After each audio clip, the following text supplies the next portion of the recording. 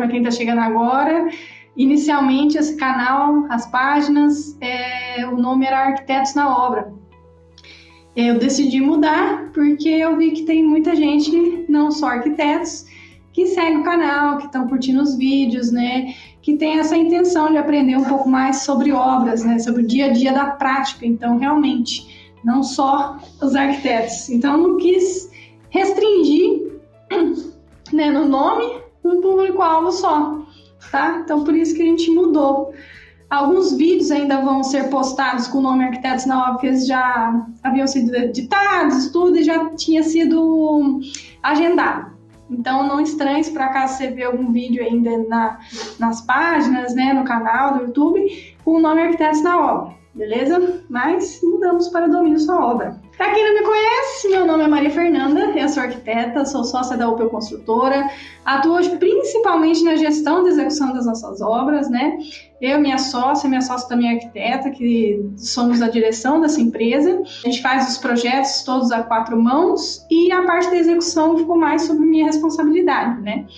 Eu vim para Minas, né? Me mudei para onde a gente constrói aqui em Minas antes que ela, então acabou passando a bola, vamos dizer assim, da execução para mim. E eu, inicialmente, comecei a ter bastante dificuldade, até porque, acho que vocês vão concordar comigo, o que a gente vê dentro da faculdade não é o suficiente, né? Então, assim, a gente treina muito como fazer projeto, mas não como tirar esse projeto do papel. Então, tudo que a gente vê na faculdade, a gente não executa uma obra dentro da faculdade, então a gente não consegue vivenciar, visualizar, realmente pegar a mão na massa ali de todas as variáveis, de tudo que precisa ser observado, né, para construir uma obra de qualidade, né?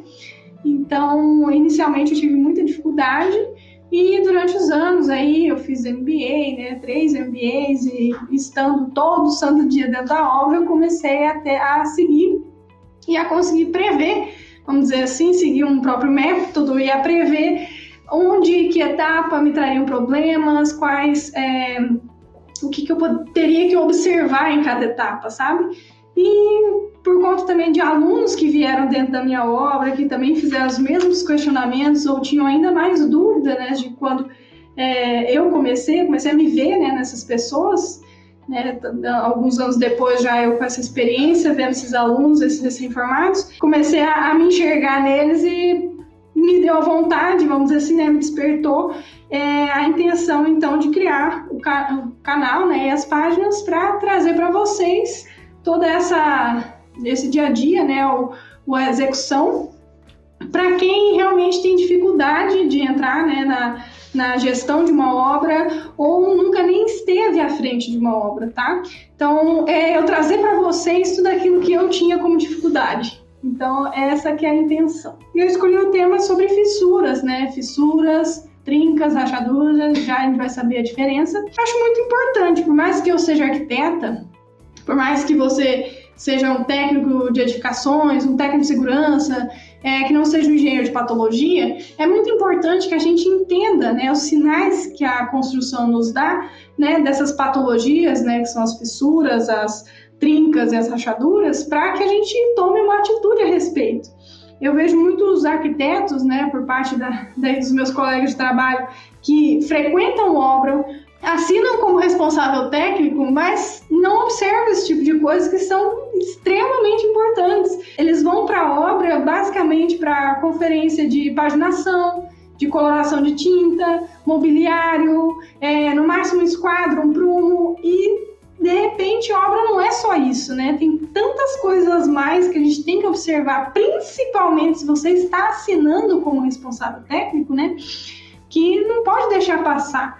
Então, eu quis trazer, né, essa parte de fissura, né, de patologias aí, justamente para que a gente tenha, então, um olhar mais crítico em relação à obra, aquilo que a gente está construindo, e saber, pelo menos, o que a gente pode fazer para prevenir, ou quando aparecer, quais são aí as primeiras atitudes que você tem que tomar, tá? Então, beleza. Primeiro de tudo, vamos entender qual que é a principal diferença entre fissura, trinca e rachadura, né? As fissuras, elas são as patologias mais frequentes, né, as mais comuns de serem encontradas dentro de uma obra, e são aquelas superficiais, que elas vão romper o gesso, a argamassa, a pintura, a massa corrida. Então, assim, são aquelas bem superficiais. Você não vai ver uma fissura que segrega um elemento, por exemplo. Você não tem uma fissura de um lado e de outro da parede.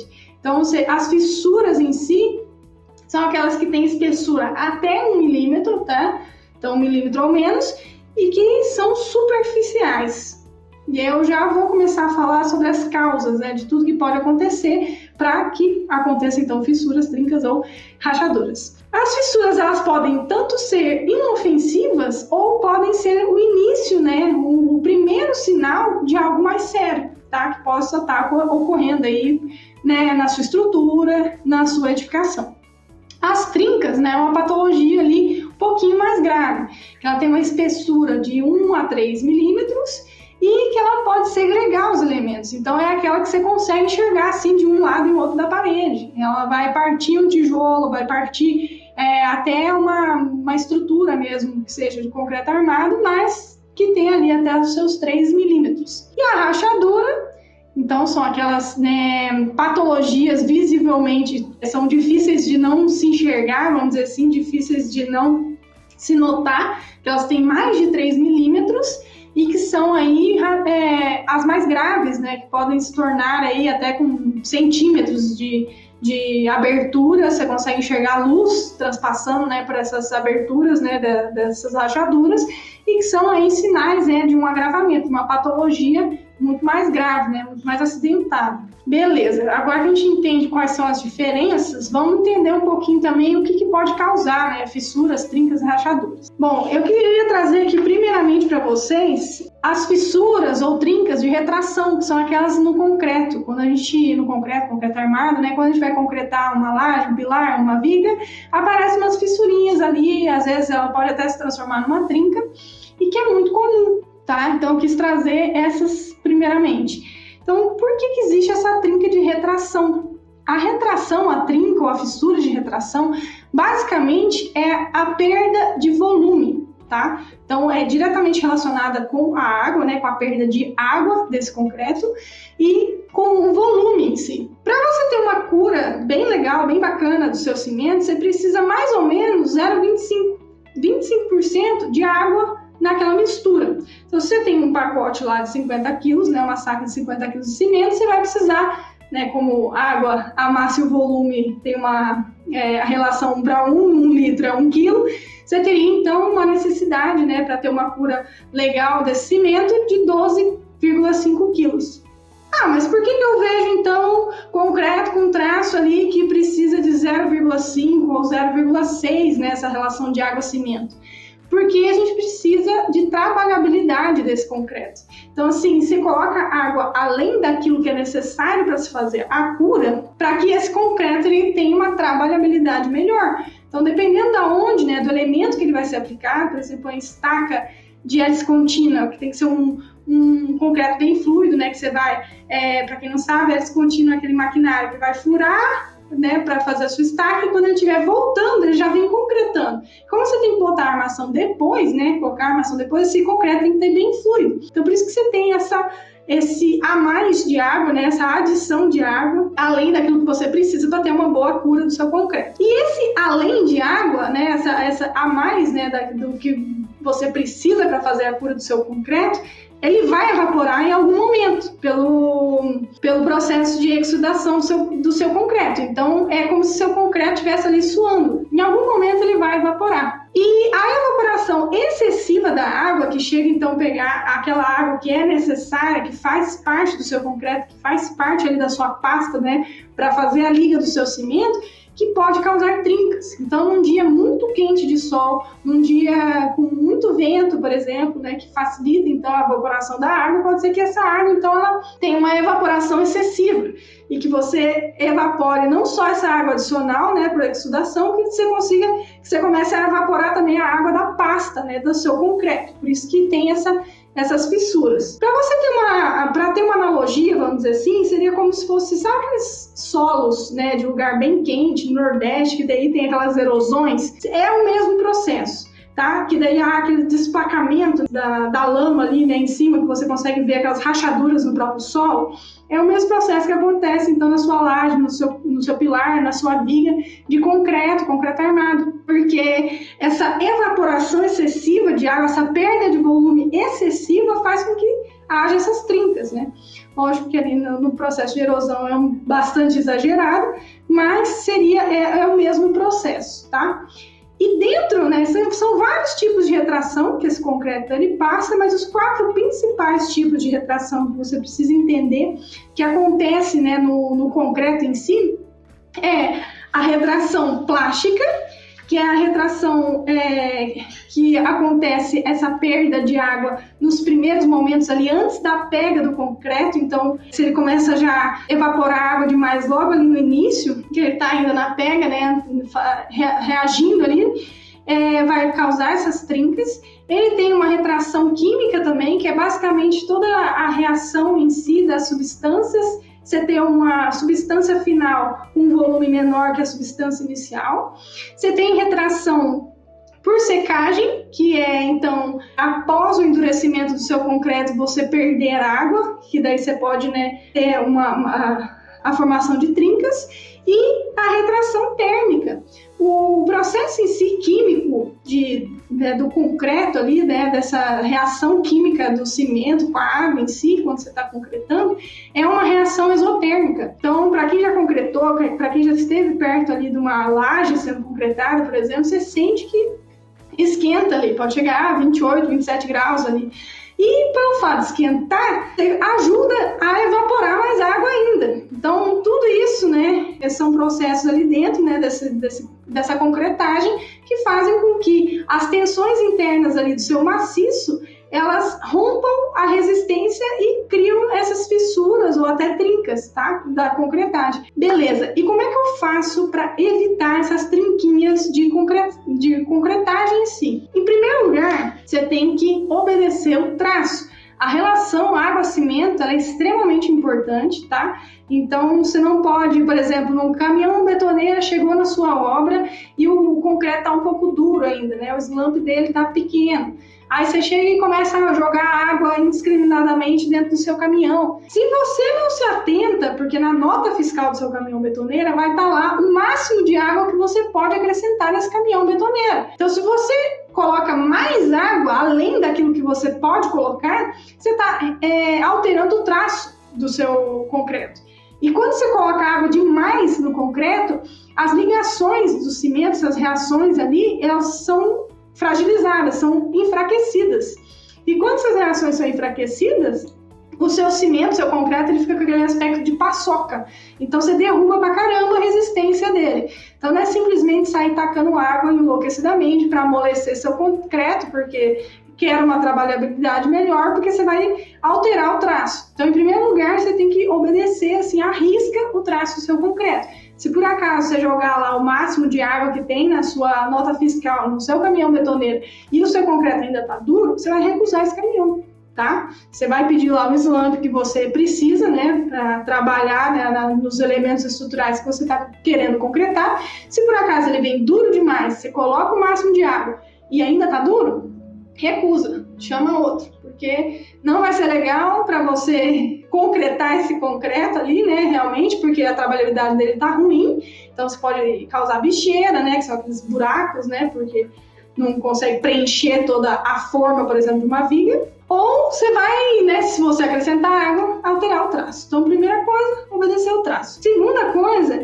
é evitar ao máximo a evaporação de água nos primeiros dias, principalmente, né, que é quando aquela reação química ali, né, do seu concreto, né, dessa ligação ali do cimento com a água, tá a todo vapor. Então, nos primeiros dias, por exemplo, da sua viga, no elemento estrutural viga e pilar, o que você pode fazer para evitar que ele tem essa perda excessiva de água, né, por exudação. Você vai tirar a forma depois de uns dias. Espera um pouquinho. Primeiro você escolhe um material decente, né? Não vamos colocar madeira qualquer ali para fazer suas formas. Uma madeira velha, ressecada, porosa, porque ela vai roubar a água do seu pilar, então pode causar essas trinquinhas aí, fissuras, trincas de retração. E se você demorar um pouquinho mais para tirar essas formas, né? Porque tem gente que às vezes concreta de manhã, já de tarde já está querendo tirar as formas. Não é recomendado porque você vai estar expondo nessa estrutura a atmosfera e ele vai evaporando mais a água ali. Então, no caso das vigas dos pilares, manter a forma por um pouquinho mais de tempo. No caso das lajes, que é um pano grande, que tem uma área uma superfície grande em contato com o ar, você tem que ir molhando, né? Então, o famoso molhar a laje, você tem que ficar lá de meia hora, 15 minutos, pelo menos os primeiros 4 dias ali, uma tensão maior, e molhar até os 7 primeiros dias aí da concretagem da sua laje, para que você, então, faça com que essa película que você coloca em cima da laje ali, dessa superfície, faça com que essa exudação ocorra de maneira mais lentificada, né? E não se exceda, né? Não comece a evaporar a água que é responsável ali, que é necessária para uma cura boa do concreto, beleza? Então, a primeira trinca, né, que eu queria trazer para vocês é justamente essas trinquinhas de retração, que são simples, né, as atitudes que você precisa tomar, então, para evitar que elas ocorram. Beleza? Outra trinca que pode acontecer, né, ou fissura, é pela acomodação da estrutura, né, da sua própria edificação. Porque, pensando bem, né, o solo, ele tá ali, né, tá existindo. Ele não sabe que você vai colocar uma edificação nova ali em cima com certo peso, né? Então, a obra ela vai construindo aos pouquinhos e ela vai se acomodando no solo. Então, essa acomodação, né, esse movimento, né, que acontece, pode causar algumas fissurinhas, né, mais superficiais ou até mesmo algumas trinquinhas ali. Então, para que você tenha certeza que é uma trinca estável, o que você pode fazer, né? Quando você vê uma fissura que de repente está ali, começa a observar e está virando uma trinquinha, você pode colocar uma massa de gesso em cima, tá? Apareceu uma fissura, tenho medo de não ser só uma superficial, tenho medo de poder virar uma trinca e quem sabe uma rachadura. Então, para você fazer um controle dessa fissura, né, você passa gesso. E se por acaso o gesso se romper depois de um tempo, isso quer dizer que a sua trinca ali, sua fissura, né, ela está se movimentando. Então, você vai passando e vai controlando. Se ela começar a aumentar demais, né, ter uma espessura maior, eu recomendo que você chame, então, o seu engenheiro civil, tá? Então, para que a acomodação da escultura em si não tem muito o que ser feito, né? Vamos dizer assim. O que a gente pode fazer para evitar que essa acomodação seja movimentos muito bruscos é que a gente faça, né, uma sondagem do solo, né, para fazer um projeto bem feitinho da fundação, para que não haja aquele recalque, né, diferencial. Desculpe aos engenheiros, não sou engenheira, mas eu vou tentar explicar o que é recalque, tá? Recalque, para quem não sabe, é basicamente a sua construção afundar, tá? Ela pode ser não diferencial, né? Que tem, por exemplo, o adensamento dessa estrutura, ele vai ser mais ou menos igual, né? Nas suas fundações. E o recalque diferencial é quando, por exemplo, afunda mais de um lado do que do outro. Então, tem um adensamento maior ali num pedaço de solo, mais do lado que do outro, e isso pode causar aí alguns danos, e dependendo do recalque, se for muito grande, né, se for mal projetado, se for uma estrutura que foi projetada em cima do matacão, por exemplo, já vou falar sobre isso, pode haver aí recalques muito grandes e ter problemas estruturais, aí, rachaduras, então algo bem grave, vamos dizer assim. Então, vamos lá, gente. Para a acomodação da edificação, então a gente diminui essa quantidade de fissurinhas. Vamos, né, fazer a sondagem, uma fundação decente, tudo certinho aí, projetado, uso de materiais, tá? Então, deixar minha areia na chuva. Poxa, a sua areia vai inchar, vai encher de água, você está colocando água além daquilo que você precisa para fazer seu concreto, por exemplo.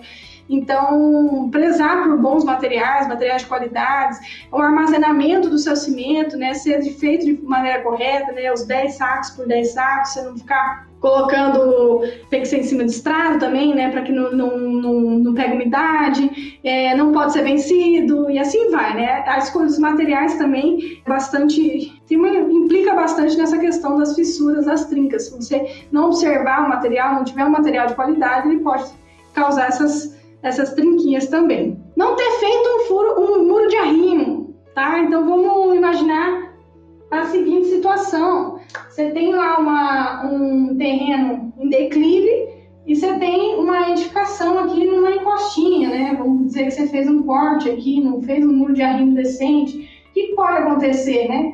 O peso dessa terra aqui, ó, vai fazer com que esse muro aqui, se você não fez ele bem dimensionado, o muro de arrimo em si, ele vai romper, né? E pode, inclusive, causar uma ruptura seríssima, né? E colapsar a sua estrutura. Então, o muro de arrimo em si é um projeto muito importante se você tem aí um corte ou um aterro de grandes dimensões aí dentro da sua obra.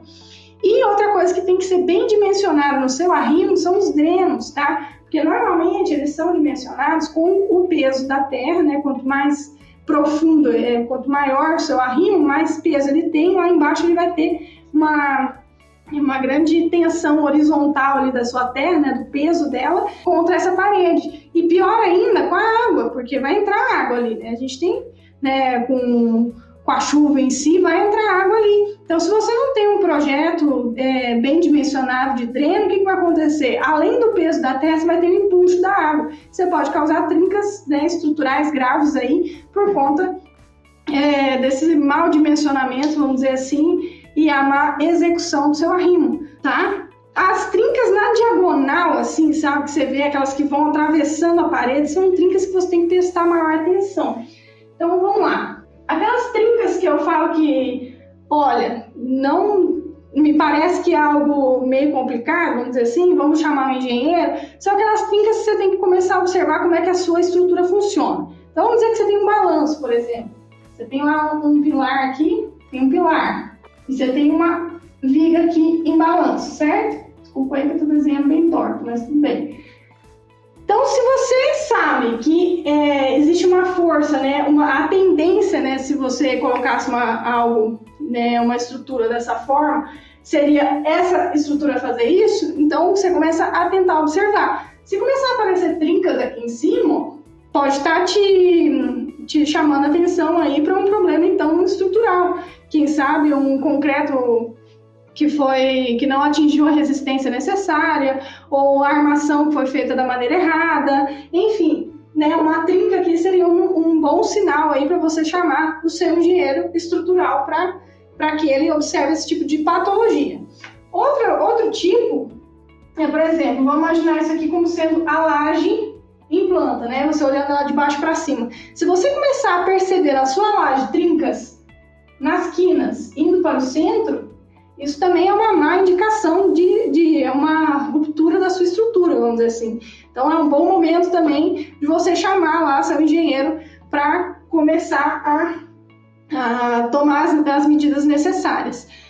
Outra coisa também que causa muita trinca dentro de obra, que muita gente acaba fazendo, é a questão do escoramento, né, das lajes em si. Não esperar a cura total do concreto. Então, uma laje, para você tirar totalmente as suas escoras, tem que ficar ali 28 dias, tá?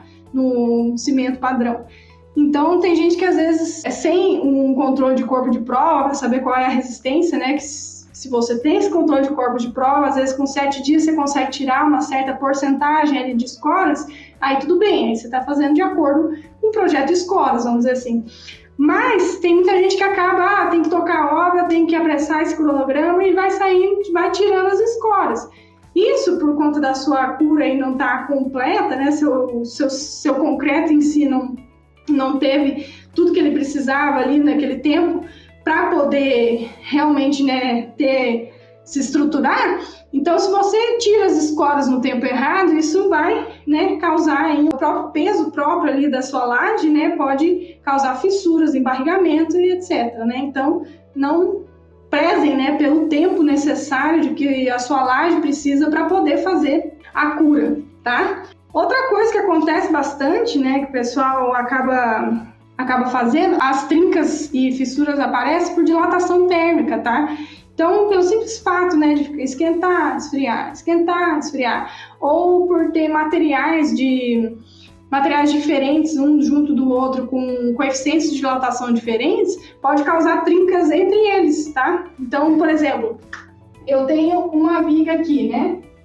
E eu tenho minha alvenaria, minha vedação aqui em alvenaria. Então, vamos dizer que seja aqui toda alvenaria. Então, aqui é concreto armado. Se eu não fiz um encunhamento decente aqui, se eu não fiz um tratamento dessa conexão entre dois materiais diferentes com coeficientes de dilatação diferentes, pode haver aquelas trincas horizontais aqui, ó, de separação justamente desses materiais que trabalham de maneira, né, diferente. Então, as trincas e fissuras por dilatação também são bastante comuns. Fachadas que ficam ali, tem uma radiação muito grande, né, de sol em cidades muito quentes ou com amplitude térmica muito grande, por exemplo, como Curitiba, que às vezes de madrugada está 0 grau, na hora do almoço está lá quase 20, então você tem uma amplitude térmica muito gigante num curto espaço de tempo, né? Então isso também pode causar aí algumas fissuras e algumas trincas, tá? Outra coisa também que eu queria chamar a atenção é pela colocação, né, que tem gente que não dá tanta importância assim, de verga e contraverga, que é o aparecimento de trincas, naquelas de 45 graus, nas aberturas, né, de portas e janelas. Então, se você tem uma parede de alvenaria e você tem a sua janela e a sua porta, você tem que pensar que são espaços que você acabou criando dentro dessa estrutura que seria, vamos dizer assim, se fosse de vedação, vamos nos concentrar aqui numa vedação e não numa parede estrutural de alvenaria, em que os tijolinhos, né, vamos dizer assim, eles estão não suportando o peso do de cima. Pela cola, né, pela argamassa, você fazer essas aberturas sem sua contraverga e sua verga, ele não vai desabar, tá? Mas essa tensão que antes, por exemplo, esse peso aqui que estava dos tijolinhos aqui em cima, ao invés deles descarregarem aquelas fileirinhas de tijolo que deveriam estar aqui, mas não estão, o que elas estão fazendo? Ao invés de ser linear a distribuição de peso, começa a fazer esse movimento. E daí, essas laterais da sua janela vai se comportar como se fossem colunas. Então vai ter uma força vindo aqui para baixo e um esmagamento aqui, ó, dessas fileiras aqui de baixo, dessa força, né? Porque ao invés de ser distribuído, tá indo toda para essa lateral. Então, o que acontece? Você vai ter fissuras em 45 graus, assim, ó, da sua janela. Então, se você vê aberturas de janela e porta com essas fissuras em 45 graus, isso é provavelmente a falta da verga e da contraverga. Então, para você resolver esse problema, é super simples. É só você colocar a sua estrutura lá de verga e contraverga na sua janela, que ela tem que passar um pouquinho, né? E verga na sua porta, certo? E como é que eu faço o cálculo de esse tanto que passa ali da sua abertura? Normalmente você faz ele pensando assim, H sobre 10, a sua largura ali, né, a sua distância ali sobre 10, mas levando em consideração o mínimo dessa distância de 30 centímetros. Então, se você tiver uma janela de 1,5 de largura, por exemplo, se você fizesse 1,5 sobre 10, vai dar 15. Só que você tem que considerar sempre 30 centímetros como mínimo. Então, você passa 30 ali, beleza? Então, essa seria aí a solução para tirar essas trinquinhas de 45 graus que podem aparecer nas suas janelas e nas portas, né? Que é o uso, então, da verga e da contraverga. Para distribuição desse peso, né? Que antes era simplesmente ali linear das suas carreirinhas de tijolos, para que ela consiga, então, fazer segurar, né? Essa distribuição de peso que foi nova, né? Que você fez uma abertura. Beleza? E outra coisa que acontece muito também é pela falta de impermeabilização das suas vigas baldrames, da sua fundação ali, mais superficial, que começa a infiltrar água na parede, tá? Então você começa a ver aquelas manchas assim, próximo do chão, e começa a ver algumas trincas. Essas trincas, essas manchas por infiltração, é justamente essa falta de impermeabilização, tá? Esse aí é um probleminha bem chato e é bem ruinzinho para resolver, mas normalmente você descasca, né? Você retira todo o revestimento aqui, pelo menos uns 50 centímetros aqui de altura, e do próprio piso também, tá? Então você tira do piso também e refaz, né? Faz uma impermeabilização ali do piso e da sua parede. Tem gente que até escava ali para você chegar a ter um pedaço ali da sua viga baldrame, por exemplo, para refazer essa impermeabilização. Mas quando há esse tipo de problema, é difícil você vencer ele 100%, tá? Então, assim, você consegue aí fazer uma tratativa, mas 100% é meio complicado, beleza? Ah, e também tem aquela questão das fachadas, né? Panos grandes de concreto, por exemplo, ou de reboco, que você tem que fazer aqueles frisozinhos, né, para poder fazer a junta de controle. Então, o que a gente tem que pensar? Que junta de dilatação e junta de controle são duas coisas diferentes, tá? Junta de dilatação é quando você tem uma edificação que ela é tão grande, e essa tensão dela que tem, né, dos seus maciços, que você tem que fazer o quê? Você tem que separar fisicamente essa edificação. Então, vamos dizer que aqui tem a pilar, né? Aqui no meio tem pilar. Imagina isso aqui bem grande, tá, gente? Então, você vai fazer uma separação física entre essa estrutura em si, com uma junta de dilatação que vai de fora a fora. Você vai separar os seus pilares, sua laje, suas vigas, etc., para que você possa criar, então, aí um lugar com que ela consiga fazer essa movimentação, né? Essa dilatação em si, porque é uma estrutura muito grande. E os frisos na fachada não são juntas de dilatação, são juntas de controle. E que tem cálculo para isso, né? Simplesmente o arquiteto achou bonito um tamanho X que ele vai ter que colocar. Você vai ter que pedir para o seu engenheiro te auxiliar com isso daí. Então, a junta de controle nada mais é aonde você está dizendo para a sua trinca, onde que ela tem que trincar, tá? Então, para que ela não faça aí movimentos ou desenhos muito aleatórios, você vai falar, ó, você vai trincar aqui. Então, essa é a diferença da junta de dilatação e da junta de controle. Então, se você tem uma parede ali, um pano, né, de reboco muito grande, como são, no caso aí dessas edificações que você vai fazer a pintura pelo lado de fora, é interessante colocar as juntas de controle, né? Tem um cálculo para isso, da profundidade, do tamanho em si, para que você consiga, então, fazer com que não haja essas fissuras aleatoriamente ali. Você consegue direcionar para onde você quer que o seu pano ali fissure. Você faz a juntinha de controle. Bom, gente, quanto à fissura, era mais isso que eu queria trazer para vocês aí, tudo que veio na minha cabeça aí de tipos de fissuras, né, a diferença entre fissura, trinca, rachadura, que você pode ver na sua obra.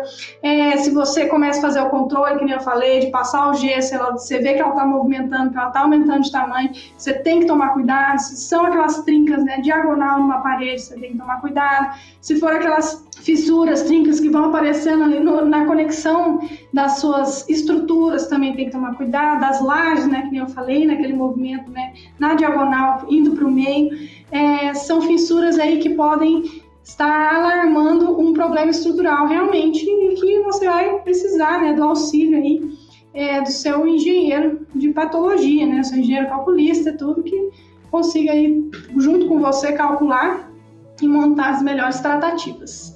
Beleza? Então é isso, espero que vocês tenham gostado. Se faltou alguma coisa, se teve alguma dúvida, pode mandar para mim. E já fico aqui também para convidar para o canal no Telegram, que a gente criou recentemente, que são materiais complementares.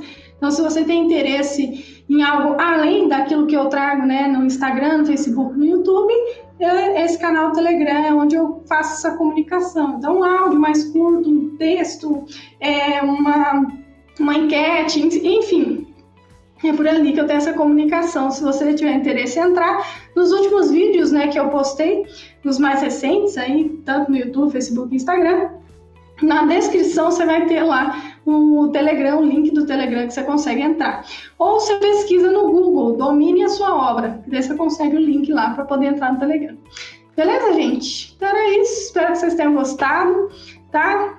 Curtam aí as páginas, sigam aí nas redes sociais, se inscrevem aí no canal do YouTube e vejo vocês no próximo vídeo. Um beijo!